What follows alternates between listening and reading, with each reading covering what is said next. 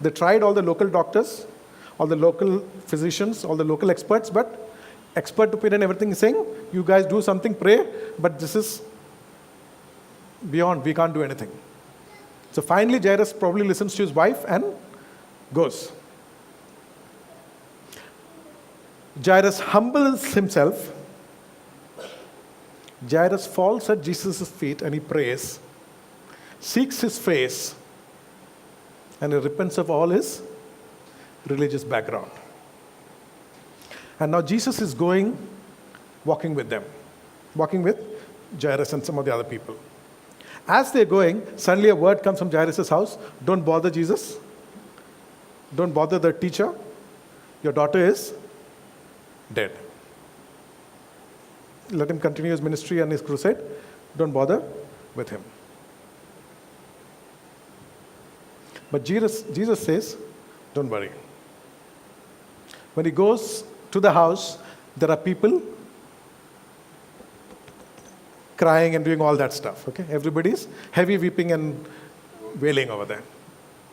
Jesus tells everybody over there, she is sleeping. Everybody knows, and they start laughing. Okay, in spite of their mourning, they can't help laughing. Jesus goes inside, takes a hand and say, arise. And she gets up. Then he tells, by the way, when he gets into the room, he has everybody put out of the room, except Peter, James, and John, and the father he wants all the unbelievers, all the mockers outside the room. Because you cannot perform a miracle sometimes in an atmosphere of unbelief. So he has everybody out, except his three core disciples and Jairus and his wife. That's why I said his wife must be the first person, because if she was an unbeliever, she would not be in the room, And then he says, takes a hand and says, arise, and she gets up. Now Jesus tells his parents, don't speak about this to anyone. Don't talk about this to anyone. Can you imagine? You have a multitude of people listening when the word came, she is dead. There is a room full of people to whom Jesus has just said, she is sleeping. And they have just laughed at his face. What would you do if you have raised the daughter? Would you have kept it a secret, or would you have come out and said, there, Kando? What would you have done? I know what I would have done, I think. In fact, I'm fairly sure. Okay? A group of people along the way, a whole room full of people, and Jesus tells the parents, shh, and then he leaves. Why do you think he did that? He has made a public declaration twice. She's sleeping.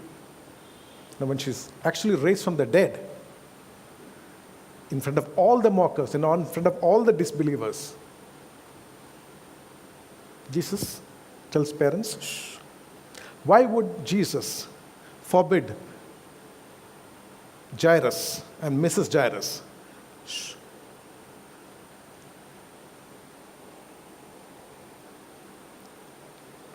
I believe Jesus did not come primarily to raise the physically dead. We know, okay, that he raised this girl. We know that he raised Lazarus. We know that he raised the widow of Nain's son. We know that. Okay, he's raised people from the dead.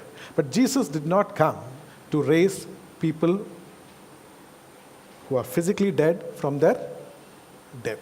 Because it is given unto man once to die. That is God's rule. These three people, Lazarus, the widow of Nain's son, and this girl, would also die. It's not as if they got immortality once Jesus raised them up. Jesus did not come to raise people from the physically dead. That is why he said, because he knows every day there are people dying. Every hour there are people dying. He will have no other ministry except raise people from the dead. That's not his focus. He didn't come for that. Then why is this story written? If he did not want the people around there to know about the incident, about him raising from the dead, why is this story written for in the Bible? It could have been well kept out. It's because he wants to let us know that he came primarily to raise the spiritually dead. Jesus came primarily to raise the spiritually dead. I have come to give life, and life in all its abundance. He is the author of life. In him was life, and the life was the light of men. This story is written to tell every parent who is worried about their child or children that if you will humble yourself, if you will pray, if you will seek my face, and if you will turn from your wicked ways, then your son or your daughter or your children I will raise them up from the spiritual death. That is what the story is telling us. My grace will be sufficient. If you will do those things, my grace will be sufficient. It is to tell every parent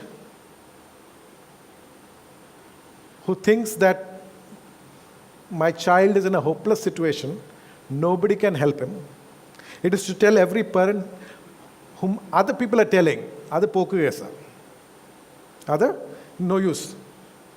To tell that kind of a parent that if you will come to me, I will raise your child. I will raise your child. My grace will be sufficient.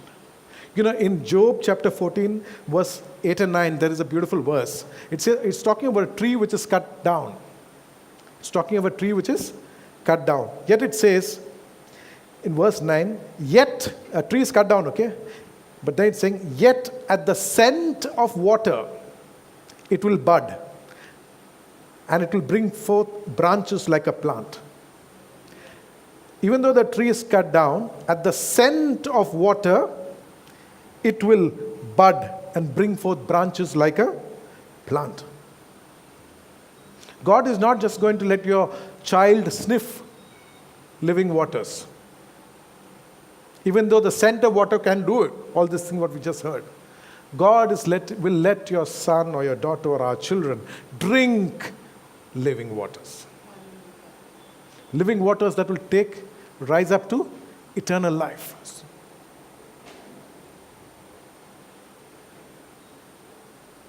To every child that is sleeping in sin, that is dead in sin, every parent can have this hope that if you will fall at Jesus' feet, your child will get up. This story is written to give us 100% guarantee. 100% guarantee about the future of your child. 100% guarantee. If you will do what Jairus did, you will have 100% the same result. Your child or your daughter, who you're worried about, will come up. His grace was sufficient for Jairus. His grace will be sufficient for you and for me. Let's look at the second story in this. And I'm moving backwards now. Okay? The lots of crowd. Okay, there's a big crowd around Jesus. Okay, lots and lots of people. It's a multitude. You can't number them. And in that crowd is a desperate woman. She's desperate because she has a problem.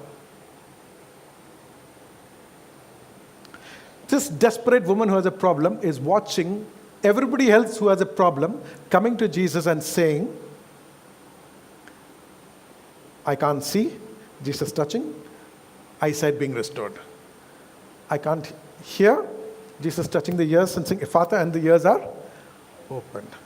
Somebody coming to him and saying, Jesus touching the lips, and immediately the person is speaking fluent Hebrew. Somebody pointing to the knee and saying, I have a knee pain.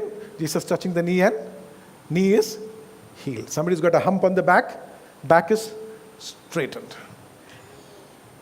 Whoever comes with any kind of problem and tells Jesus, immediately there is healing.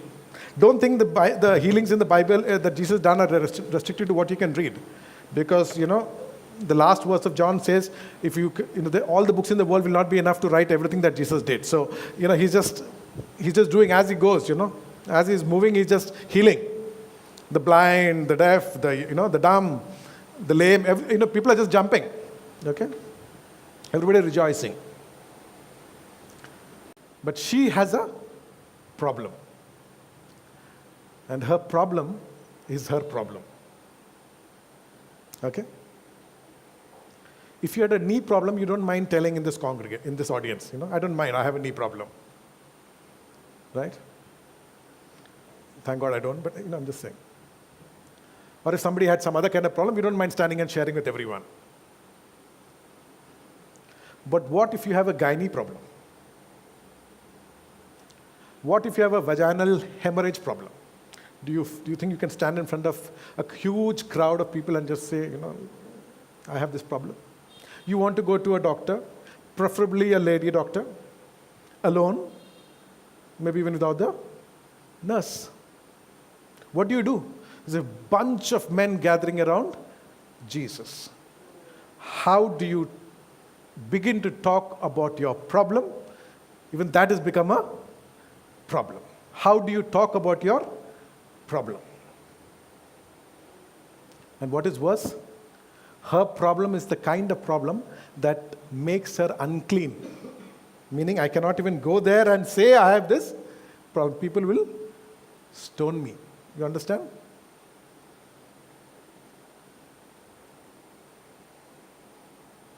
What do? But with a native woman's intelligence, she thinks of something. A man would never think of this. She says, everybody whom Jesus touched got healed. Hundreds and hundreds of people, I'm just seeing them getting healed. They went to Jesus, told them, and he's healed them. I can't tell Jesus, and he may not touch me. So let me go and try and touch him. If the thing is in the touch, let me go and touch Jesus. But there's a huge crowd. So she's now got her plan, and she's pushing in. She's pushing in, pushing. People see this woman, and okay, let her pass slowly. Now she's in there's just one ring of people around Jesus. And just in front of her, there is a small boy, and she's just trailing, she's walking. They're all going to Jairus' house. Suddenly, that small boy moves, and there is like a nice gap over there. Like when a small boy between going. This is her chance. She doesn't think twice. She dives and touches the hem of his garment. Just, stoops and just touches the hem of his garment. And the moment she touches the hem,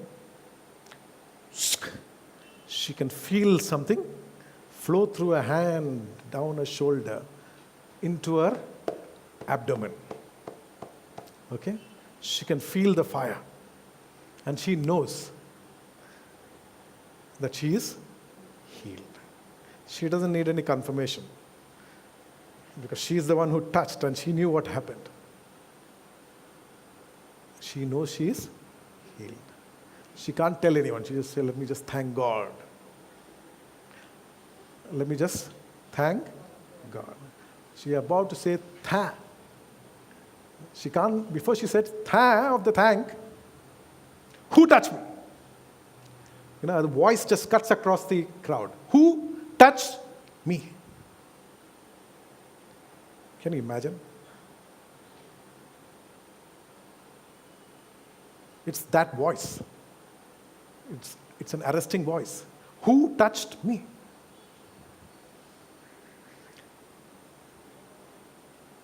People are all looking at each other. In this crowd, what do you mean, who touched each other? Peter tries to put some sense into Jesus. Lord, there are so many people, any of them could have touched. What are you saying, Lord? Let's carry on. Jesus says, I perceive somebody touched me because I know power went out from me. I know somebody touched me because power went out from me. This woman is standing there and shaking. She knows that maybe she has stolen her healing. She has stolen her healing.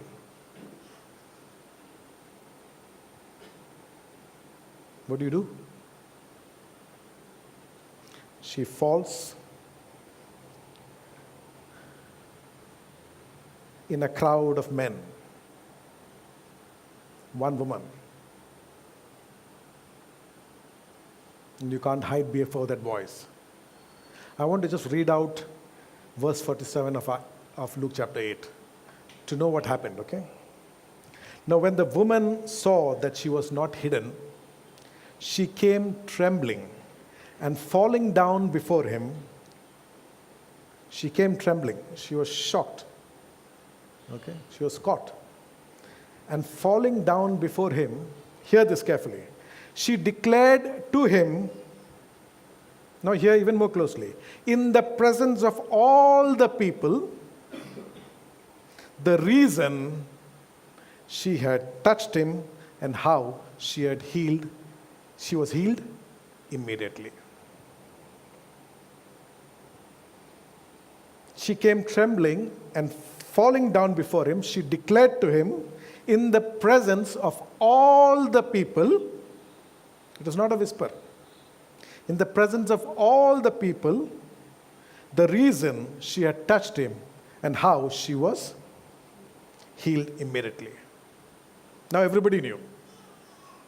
Now everybody knew her gynae problem, right? Everybody. Verse 48, and he said to her, daughter, be of good cheer, your faith has made you well, go in peace. Jairus came publicly and said, my daughter is dying, you come and heal. Jesus told him, keep quiet. One poor woman who wants to keep it a secret, Jesus makes her in front of all the people. Why would Jesus do that?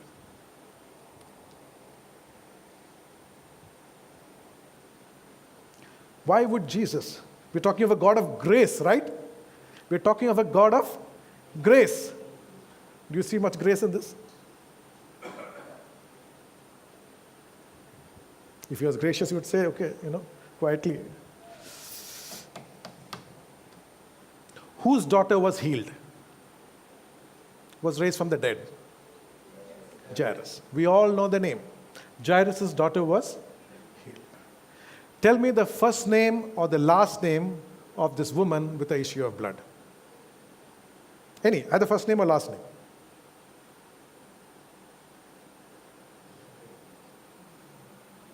No name.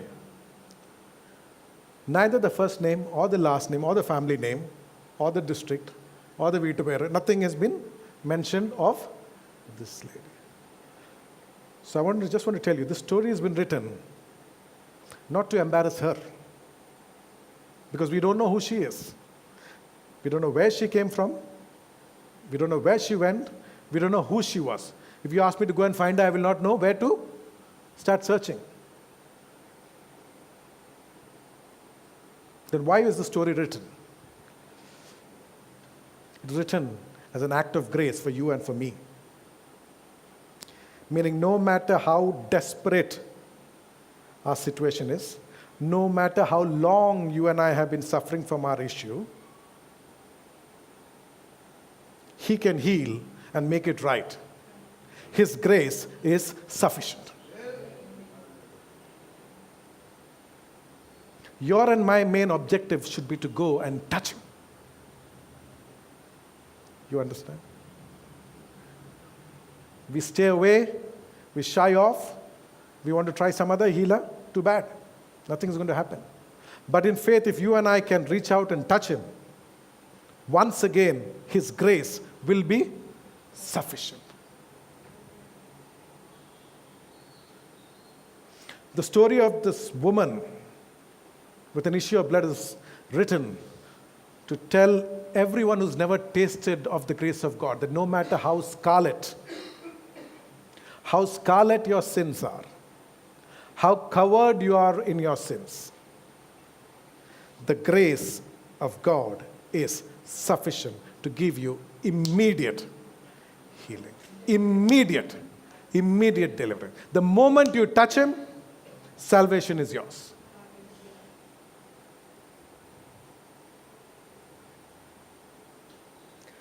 It is to tell everyone who has a secret shame, which I'm betting is every one of us. Every one of us carries some shame. The story has been written that for every one of us who has a secret shame, His grace is enough.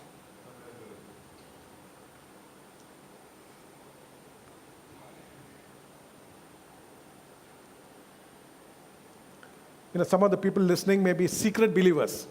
Maybe their husbands don't know that they believe in Jesus. Maybe your wife doesn't know that you believe in Jesus. Maybe your parents don't know. Maybe your church members don't know that you believe in Jesus. So I cannot tell you what to do. Whether you should go out and take a stand, because you need to ask God. If He wants to, He'll give you the grace for that. But I'll tell you one thing from the Word. The moment this lady fell down, trembling, at His feet and spoke about what happened to her when she touched Jesus, Jesus told her 4 things. He called her daughter. If you confess me before men, I will confess you before the Father. She confessed before all the men, I touched Jesus and this is what happened to me. Jesus, in front of everyone, in front of the Father in heaven, said, daughter. Second, He said, be of good cheer. He said, be of good cheer. How do you think she went back home? A woman who could never walk properly would have gone leaping and dancing home. Be of good cheer. Third, your faith has made you well, made you whole. Before that, she received some healing. But now she was made well the moment she confessed Jesus. And finally, Jesus said something. Go in peace. Daughter, be of good cheer. Your faith has made you well.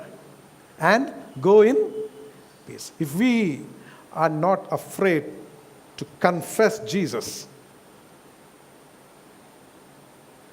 a lot more blessing than a plain healing will come our way.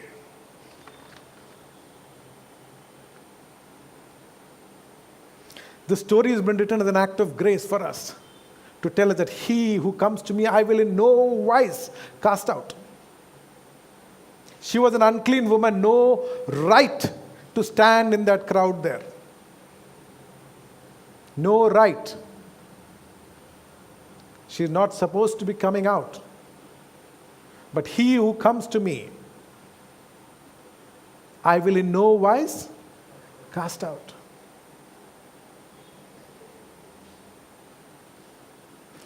This story is written as an act of grace to tell us that God does not view us as we were, but He now sees us as accepted in the beloved. That's a beautiful expression in the book of Ephesians. Accepted in the beloved. God does not see us as we were. He sees us as we are, daughter. Jesus didn't say, oh, woman with the issue of blood. Jesus said, daughter, accepted in the beloved.